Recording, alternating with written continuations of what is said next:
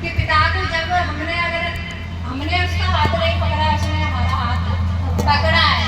आज पिता ने हमें क्या बना दिया? डॉक्टर बना दिया। कहते ना हर घर में आज एक डॉक्टर उपलब्ध हो गया है। कहते ना ऐसा डॉक्टर है जो जहाँ ना तो कोई फीस लगती है ना कोई पैसा लगता है ना, और ऐसे ही सिर्फ हमें सिमरण करने से ही हम चंगे हो जाते हैं। तो सच में उस ऐसा गुरु हमें प्राप्त हुआ है।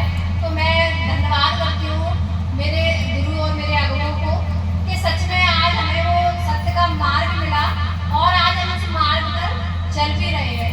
क्योंकि कैसे चल रहे हैं? शुरुआत में सबने कहा था कि सत्य के मार्ग में चलते तो विपत्तियाँ तो आती है और उतार चढ़ाव भी बहुत आते हैं, लेकिन पिता ने हमें एक चीज सिखाई है कि हम समय समय के साथ अगर परमेश्वर के साथ चलेंगे, हर परेशानियों को पार करने की हमारे अंदर जो सामर्थ्य और शक्ति देने वाला तो वो परमेश्वर है, क्योंकि और रास्ता दिखाने वाला भी वो पिता है। लेकिन हमारे अंदर वो कहते ना कि खोजने की और ढूंढने की, पिता क्या कहता है कि ढूंढोगे तो पाओगे, खटखटाओगे तो खोला जाएगा। और अगर जब तक हम खटखटाएंगे नहीं तो क्या हमारे लिए कोई गेट खोला जाएगा? अगर हम किसी के द्वार पे जा रहे हैं, गेट बंद हो, अगर हम उसको नहीं खटखटाएंगे तो वो हमारे लिए कभी भी खोला नहीं जाएगा। तो ऐसे ही परमेश्वर ने कहा है कि तुम मुझे खोजोगे नहीं, ढूंढोगे नहीं, तो मैं कैसे तुमको ढूंढूंगा? तो कहते ना कि कोई सत्संग में ढूंढता है, तो कोई मंदिर में ढूंढता है, तो कोई मस्जिद में ढूंढता है, लेकिन परमेश्वर हर जगह उपलब्ध है। क्या है ना, कोई राम नाम में पूछता है, कोई कृष्ण नाम में पूछता है, कोई किसी और नाम में पूछता है, कोई शंकर नाम में पूछता है, लेकिन पूछ तो हमें एक ही को रही है ना। लेकिन कहते ना कि परमेश्वर कहता है ना कि स्वरूप रूप दिए हैं। जैसे मैंने पहले भी आई तब भी मैंने बताया था कि एक माँ होती है तो उसके लिए एक बेटा होता है, तो माँ के लिए वो बेटा है और बेटे के लिए वो माँ है। और अगर वही माँ अपने ससुर के लिए आज बहू बनती है, और वही माँ अपनी बहू के लिए सास बनती है, और वही माँ अपने नाती के लिए दादी बनती है, तो है तो एक ही, लेकिन उसके रूप कितने हो गए।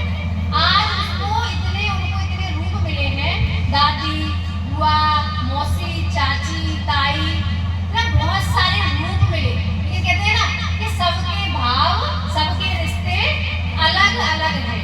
तो वही चीज है, क्योंकि हम जैसे हम सत्संग में चले और सत्संग में चलने लगे और चलते चलते हम बीच में गिर गए, यानी रुक गए, रुकावट लग गई। किस कारण लगी? हमारे ही कारण लगती है, क्योंकि बीज बोने वाला तो बीज बोने चलता है, और जब वो बीज बोने चलता है तो कुछ बीज सड़क के किनारे जा गिरते, तो कुछ बीज सड़क के किनारे गिरे तो चिड़िया आई और उसको चुग ले गई।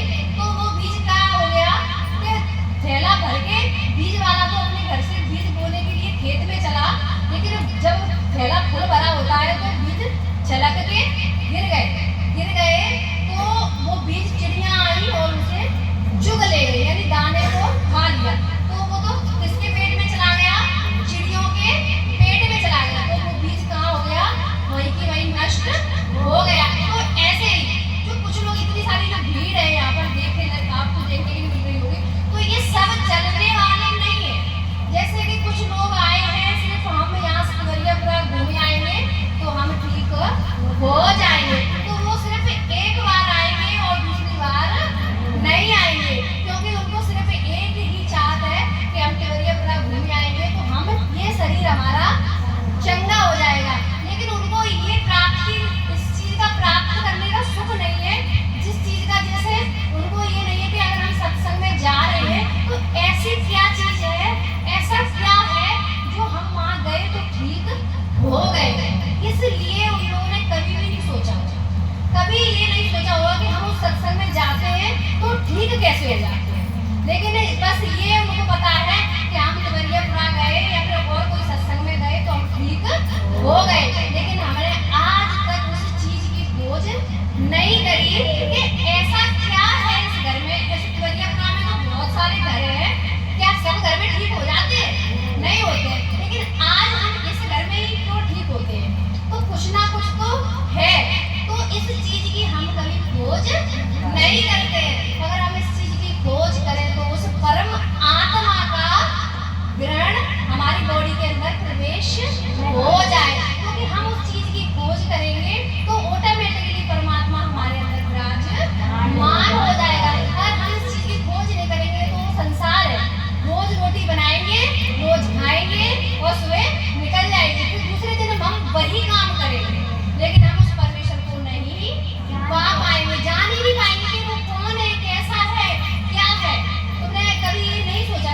और सबको पता है कि ये नासमान शरीर है, आज नहीं तो कल इसको जाना है। क्या पता आज मैं यहाँ पर हूँ, कल ना हूँ, लेकिन पता है सबको, लेकिन पर भी कोई फॉलो नहीं करता है। सबको पता है चोरी करना पाप है, फिर भी इंसान जाने अनजाने में चोरी कर लेता है। सबको पता है कि ना झूठ बोलना पाप है, सबको पता है, लेकिन आदमी औरत कल पे झूठ बोलती है, छोटी छोटी बातों में झूठ बोलती है, और हमको पता है यही हमारा पाप बढ़ता गया, यहाँ पर ही बढ़ता। कहते ना जब प्रभु ये बीज बोने वाला था तो जैसे कुछ बीज ऐसे भूरा भूरा डलाए, कचरा डलाए, वहां जाकर गिर गए, तो कुछ बीज क्या हुआ, भूरे में और कचरे में जाकर दब गए, यानी कचरे में दब गए। कचरे में दब गए तो दबने के कारण क्या हुआ, जब बारिश हुई तो वो बीज नहीं जमा ही नहीं, क्योंकि वो तो क्या हो गया, दाग दिया गया, क्योंकि उसको ना तो पानी मिला और ना तो उसको खाद मिला, ना मिट्टी मिली, तो वो क्या हो गया, दब गया। तो यहाँ पर क्या हुआ, ऐसे ही कुछ लोग आते हैं जिनको ना तो शिक्षा मिल पाती है, ना उनको जो ज्ञान चाहिए वो ज्ञान नहीं मिल पाता है। कहते ना कि ज्ञान की भी जरूरत, एक बीज को सींचने के लिए हमें पानी की, खाद की, सबकी जरूरत पड़ती है। तो ऐसे ही जो भीड़ यहाँ पर है, अगर इसको हम टाइम से अगर हम इसको शिक्षा नहीं देंगे, इस खेत की रखवाली नहीं करेंगे, तो ये खेत कभी फलवंत नहीं होगा। तो वही चीज है, जैसे कि हम ऐसे बीज क्यों बने जो एक बार आकर भी बैठ जाए, यानी हमें दूसरी बार हमें चाहत ना हो कि हे पिता मैं तुझे कैसे जानूं, कैसे मानूं। यानी हमको बस ये सिखाया गया है कि बैसाख का महीना चल रहा है तो हमें फलाने की पूजा देनी है, स्वागत करनी है, देवता पूजने हैं, आज फलाने मंदिर से, लेकिन ये नहीं पता है कि ये बैसाख का महीना किसने बनाया। जिसने बनाया आप उसको तो पूजते नहीं हो, जिसका सिमरण नहीं करते हो। अगर हम उसका सिमरण नहीं कर रहे हो, तुम गए और 5 किलो की पूरी बना के डाल रहे हो, अपने अपने पसंद के पेट भरे आए, तो क्या पूजा लग गई? नहीं है। लेकिन क्या है, ये अपने मन की शांति, ये मन की भावना है, ये क्या है, भावना है। हमने जैसा सुना है वैसा हम कर रहे हैं, लेकिन कहते ना जैसा तुम श्रद्धा है तुम्हारी, जैसा तुम सोचोगे वैसा तुम करोगे। तो वही चीज है कि हर महीना, हर दिन पवित्र है। ऐसा मत सोचो कि आज का दिन खराब है, आज का ये साल खराब है, ये महीना खराब है, कुछ भी खराब नहीं है। हाँ, सब कुछ अच्छा है। पिता ने क्या कहा है कि जिन जिन लोगों ने मेरा अंगीकार किया इस जीव से, प्रभु का एक वरदान है, चाहे पृथ्वी का कोई भी व्यक्ति हो, छोटा हो, बड़ा हो, ऊंच हो, नीच हो, कोई भी जात हो, कोई भी धर्म हो, पिता का कहना है अगर जिसने मेरा अंगीकार किया है, कहते ना कि परमात्मा का इकलौते बेटे का जिसने अंगीकार किया है उसका उद्धार होना है। और एक चीज पिता ने हमको एक ही आज्ञा दी है कि हम किसी के लिए भी बुरा नहीं बोलेंगे। क्यों नहीं बोलेंगे? पिता ये चीज ऐसे आजमाई नहीं है, प्रैक्टिकल देखा भी है और हुआ भी है कि हम अगर इस जीव से हमने प्रभु का अंगीकार किया, हम पिता का काम करते हैं, तो इस जीव से अगर हमने किसी के लिए कुछ बोला है वो तुरंत की तुरंत हो जाता है। तो क्यों होता है? क्योंकि पवित्र आत्मा है और वो हमारे रोम रोम में। आज हम इस सत्संग में बैठे हुए हैं, बहुत सारे लोग हैं जिनको परेशानियां होती है, घबराहट होती है, भीड़ में बैठ नहीं पाते, चक्कर आने लगते हैं, उल्टियां होने लगती हैं। आज यहाँ पर भी कहाँ पर इतनी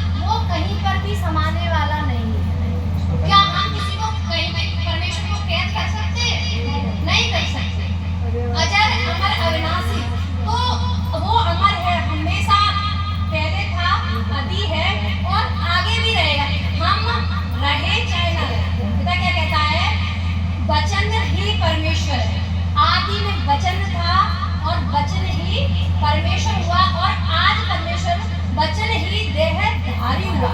यानी जो मुख से हम बोलेंगे वही वचन बन गया और वही देहधारी।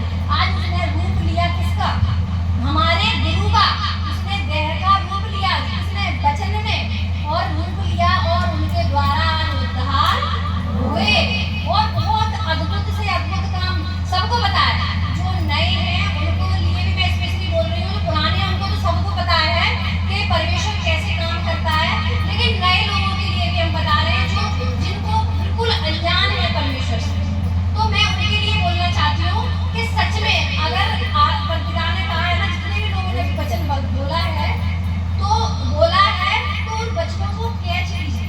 और आज हम पीछे बैठे हैं, आज हमें जगह नहीं मिली है पिता, और ऐसे चाहत बना देगा पिता मैं अगली बार आऊँ तो मैं सबसे आगे बैठूं। तो सच में पिता आज मैं परेशानी से वचनों को सुन रही हूँ, तो कल को मैं आऊँ तो सबसे पहले बैठूं और मैं परमेश्वर के वचन को सुनूं। तो ऐसे ही जब मैं कहते हैं ना बीज जो तीसरे नंबर का बीज था, वो जब वो चले आगे तो कुछ बीज कहाँ गिरे?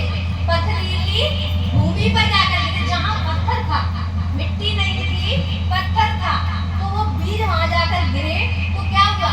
बारिश, पानी बरसा और बादल हुए, तो वो बीज था वो जमा तो सही, पानी गिरा तो वो जम गया, और जम गया जब वो छोटे छोटे पेड़ हो गए, जो कहते हैं बरसात के टाइम में छोटे छोटे पेड़ हो जाते हैं, तो वो पथरी भूमि पे जमे तो सही, लेकिन जब तेज धूप पड़ी, पानी बंद हो गया, तो वो मई की मई क्या हो गए?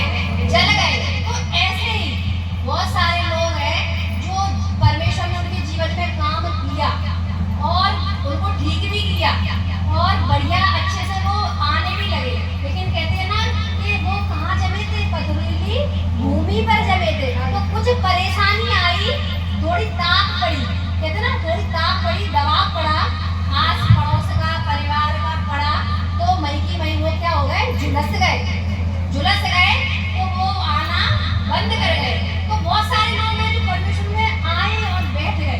अगर पहले वाले भी आए हैं तो यहाँ से लेके वहाँ तक वो यहाँ बैठने वाले नहीं बनते, नहीं यहाँ पर। तो ऐसे ही तो ये 3 नंबर का जो बीज था उसमें से भी बैठ गए। अब आया चौथे नंबर का बीज। जब वो खेत में पहुंचे और खेत की जब हम जुताई करते हैं और बढ़िया उसको 2-4 बार जोतते हैं, उसके बाद उसको पहले खेते हैं फिर जोतते हैं, तो वो मिट्टी कैसी हो जाती है? बिल्कुल सॉफ्ट हो जाती है। जब हम उसमें हाथ डालते हैं तो वो अपना हाथ भी उसके अंदर घुस जाता है। तो जब वो बीज उस मिट्टी में बोया गया, तो जब बरसात हुई, खाद लगा, सब कुछ हुआ, तो जब वो फसल आई तो फलवंत हुई, तो क्या लाई? 60 गुना, 100 गुना क्या लाई? फल लाई। 100 गुना लेकर आई। जैसे हमने अपने खेत में हम 5 किलो बोया तो 5 किलो का वो बहुत सारा लेकर हमारा घर भर गया। तो वो फसल, वो बीज कैसे है? जैसे कि हम हैं, सोनू जी हैं, चाची जी हैं, बहुत सारे लोग हैं जो बहुत सारे हैं जो कि ऐसा बीज है जो जिनके द्वारा काम भी हो रहा है और वो परमेश्वर का बराबर चल रही है। कितनी आंधी, कितने भी तूफान आए हैं उनके जीवनों में, ऐसा नहीं है, शुरू में परमेश्वर ने काम भी किया है उनके जीवन में, लेकिन बीच में ऐसे हलाव आए हैं कि ऐसा मौका पड़ जाता है कि आगे भी छोड़ने के लिए तैयार हो जाता है कि नहीं हम तो छोड़ रहे परमात्मा, हम सत्संग में जाते तो हमारे घर को कलेश नहीं खत्म होगा। तो बहुत सारे लोग हैं, लेकिन पिता क्या कहता है? आंधी आए, तूफान आए, तू हर घड़ी हर समय मेरा स्मरण कर, मैं तेरे साथ में हर समय कंधे से कंधा लगाकर चलने वाला हूँ। धन्यवाद परमेश्वर का। आज बहुत सारे लोग, जैसे कि जब शुरू में आज से 3 साल पहले की बात है, जब हमारे हस्बैंड जेल में थे, उन्हें सजा थी, उम्र कैद की, तो सब लोग कहते थे, और मेरी भाभी के भी कोई बच्चा नहीं था, कोई बच्चा नहीं हुआ था, 6 साल की उम्र हो गई थी, 6 साल शादी को हो गए थे, लेकिन कोई बच्चा नहीं, लेकिन सब लोग परमेश्वर का भजन करते थे और परमेश्वर का काम भी करते थे। लेकिन कुछ लोग हैं, कहते ना कि शैतान का क्या है? पृथ्वी पर वास है, जो कि परमेश्वर का ही दूत है, लेकिन उसको परमेश्वर ने स्वर्ग से धरती पर फेंक दिया है। किसके लिए? इसी के लिए कि तुम जाओ और ऐसा शरीर ढूंढो जिसके द्वारा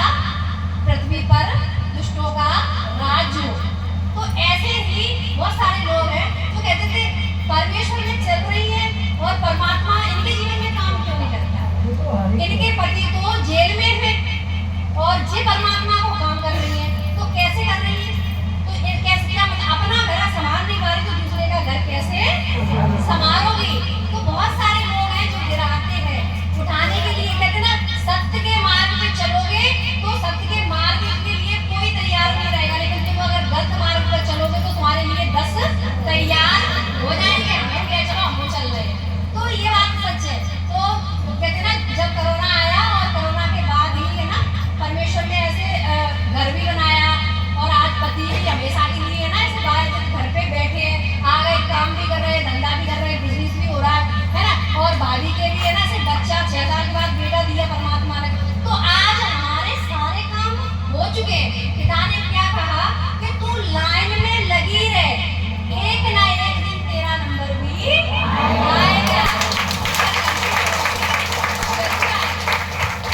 अगर लगी रहोगे तो जरूर आएगा। तो पिता ये भी एक बात है, जैसे बहुत सारे लोग हैं परमेश्वर ने पहले वो आज से 5 साल 4 साल पहले बहुत अद्भुत से अद्भुत काम जीवनों में किए, लेकिन बीच में क्या है कि कहते ना अधूरा ज्ञान, जब हमारे अंदर अधूरा ज्ञान होता है तो हमारा भी कहते ना पिता क्या कहता है कि मेरे कारण तेरे अंदर घमंड नहीं आना चाहिए। मैं तेरे द्वारा काम कर रहा हूँ तो तेरे अंदर वो कोई घमंड भी नहीं होना चाहिए, क्योंकि अगर हम परमेश्वर, मैं काम नहीं कर रही हूँ, वो परमेश्वर मेरे द्वारा काम करवा रहा है। तो सच में हमें हमारे अंदर कभी कोई कहते ना घमंड, ना ईर्ष्या, ना चोरी, ना छल, ना कपट, अगर ये चीज हमारे अंदर भरी है तो हमारा सत्संग जाना ही बेकार है ना। क्योंकि हमारे अंदर वो चीज होनी है, हमारे अंदर वो पिता क्या कहता है तुम जीरो बन जाओ। जीरो का मतलब बच्चा बन जाओ, तुम्हें कुछ पता ही नहीं है, कोई अगर कुछ कहता भी है तो 2 बातें सुन लो और हे पिता आप देखने वाले हो। सच में वो परमेश्वर स्वयं देखेगा। आप सबके साथ, मैंने तो ये सब प्रैक्टिकल करके देखा है और मेरे साथ सब कुछ हुआ है। आज परमेश्वर ने मुझे आकाश की चोटी पर ले जाकर बिठा दिया है। आज मेरे घर में किसी चीज की कोई कमी नहीं है। कहते ना माता पिता ने तो अच्छे घर में दिए, अच्छे पैसे वालों में घर में दिए, लेकिन कहते ना कि आपकी किस्मत में क्या कहते लेखा जोखा सबका लेता और कर्मों के दंड सभी को देता। क्या पता पूर्व जन्म में या इस जन्म में कुछ कर्म किए तो हमारे कर्म ऐसे थे, लेकिन आज परमेश्वर ने हमारे कर्मों को भी चेंज कर दिया। तो चाहती मेरी बेटी थी, मेरे बेटा 10th क्लास में था, तो चाहती कि वो अच्छे नंबरों से पास हो, तो सच में वो बिल्कुल भी नहीं पढ़ता था, लेकिन आज परमेश्वर ने 79% बनाई है मेरे पिता के अंदर। तो बहुत बहुत धन्यवाद है। मेरे पिता क्या कहता है कि तूने जो सोचा नहीं होगा मैं तुझे उससे भी ज्यादा दूंगा। हमें आज किसी चीज की चाहत है, छोटी सी चीज है कि मेरे परमेश्वर मेरा घर बन जाए 1 मंजिल, लेकिन क्या पता पिता ने तुम्हारे लिए आलीशान महल बनाने की सोची हो, तो तुम्हारे मकान बनने में टाइम लग रहा है, साल भर 2 साल लग रही है और आप बराबर सत्संग आ रहे हो, तो आपको क्या लग रहा है कि हम सत्संग तो बराबर जा रहे हैं, लेकिन हमारा घर का ना बनना, परमेश्वर हमारी काय ना सुनना। लेकिन तुमको ये नहीं पता है कि परमेश्वर तुम्हें ना गांव में रहना नहीं चाहता, परमेश्वर तो तुम्हें ग्वालियर ले जाना चाहता है। धन्यवाद।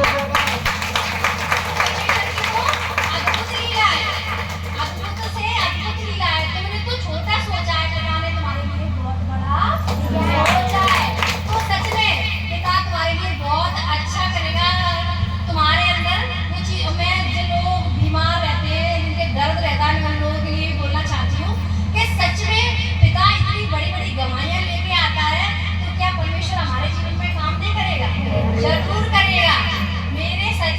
हम जब डॉक्टर, हमारे शरीर में दर्द होता है तो हम डॉक्टर के यहाँ ग्वालियर जाते हैं,